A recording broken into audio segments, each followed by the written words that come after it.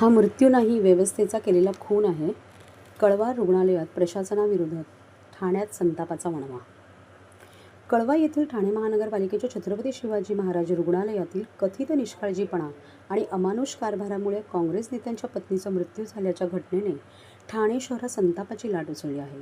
आयुष्यमान भारत योजनेच्या कागदोपत्री प्रक्रियेत रुग्णाला अडकवून वेळेवर उपचार न दिल्याने हा मृत्यू झाल्याचा गंभीर आरोप काँग्रेसने केला असून या संपूर्ण प्रकरणामुळे रुग्णालयाचा भोंगळ कारभार चव्हाट्यावर आला आहे.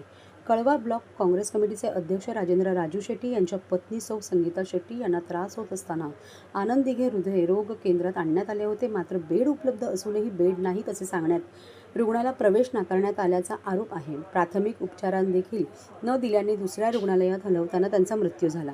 या घटनेनंतर काँग्रेसचे ठाणे जिल्हाध्यक्ष राहुल पिंगळे यांच्या नेतृत्वाखाली संतप्त कार्यकर्त्यांनी रुग्णालयात धडक देत प्रशासनाला धारेवर धरले.